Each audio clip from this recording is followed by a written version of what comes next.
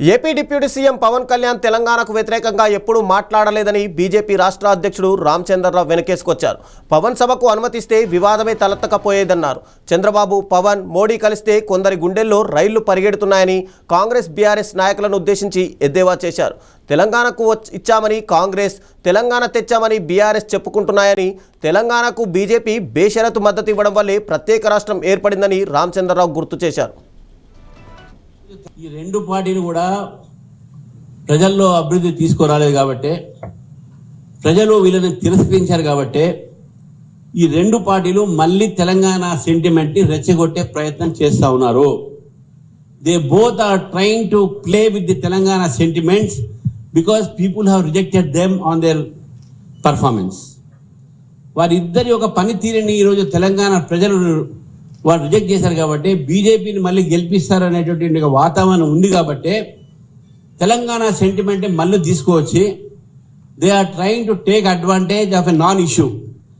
ఏదైతే ఏ అంశమే కాదు, రాజకీయ అంశమే కాదు, తెలంగాణ ప్రజలకు సంబంధం లేని అంశం ఉంది, ముందుకు తీసుకువచ్చి మళ్ళీ తెలంగాణ ఒక సెంటిమెంట్, తెలంగాణ భావాన్ని రెచ్చగొట్టే ప్రయత్నం ఈ రెండు పార్టీలు చేస్తూ ఉన్నాయి. నేను ఒకటే మాట దాని మీద ఎక్కువగా చెప్పాను. కానీ పవన్ కళ్యాణ్ గారి యొక్క విషయంలో నేను ఏమంటున్నాను, ఆయన పర్మిషన్ అడిగారు, ఇస్తే అయిపోతుండే కదా, ఏం అభ్యంతరం ఉంటుండే, ఆయన ఎక్కడో మీటింగ్ పెట్టుకుంటుండే. To have meeting is every much right. దాన్ని ఎందుకు ఇవ్వలేదు అనేది డెఫినెట్గా they have right to answer question them. And వాళ్ళు అడిగారు, ఇవ్వలేదు పర్మిషన్. కానీ దాన్ని ఇష్యూ తీసుకువచ్చి అదేదో బీజేపీ మీద రుద్దడానికి నరేంద్ర మోదీ గారు చంద్రబాబు నాయుడు ఇంటికి, పవన్ కళ్యాణ్ గారి ఇంటికి పోతేనే మీ గుండెల్లో ఇన్ని రేలుబడబడుతున్నాయి, భయపడుతున్నారు, తెలంగాణ సెంటిమెంట్ రెచ్చగొట్టే ప్రయత్నం చేస్తున్నారు. నేను బీఆర్ఎస్ పార్టీని ఒకటే మాట్లాడుతున్నాను, ఏ ఎంఐఎం అయితే తెలంగాణని తిట్టింది, తెలంగాణ ఉద్యమంలో పార్టిసిపేట్ చేయలే, మీరు గెలిచిన తర్వాత ఫస్ట్ మీరు గలా మిలాయించింది ఎంఐఎంతోని. మరి తెలంగాణకు వ్యతిరేకంగా మీరు పనిచేసిన శక్తులకు మీరు చేశారా? తెలంగాణకు వ్యతిరేకిస్తున్నటువంటి ఎమ్మెల్యేలని, వాళ్ళ నాయకుల్ని, వాళ్ళు మిమ్మల్ని తిట్టిన వాళ్ళని, కొట్టిన వాళ్ళని, ఉరికించిన వాళ్ళని మీ పార్టీలో చేర్పించుకొని మంత్రి పదవులు వేయలేదా? అంటే తెలంగాణ కోసం మీరు పెద్ద చేసినట్ట? అధికారం రాగానే మీ ఇష్టపడి చేస్తారా మీరు? ఇటు కాంగ్రెస్ పార్టీ కూడా అడుగుతున్నాను, మీ పార్టీ ఎంపీనే ప్రిపేర్ చేస్తే ఆయన మీద ఏం యాక్షన్ తీసుకున్నారు?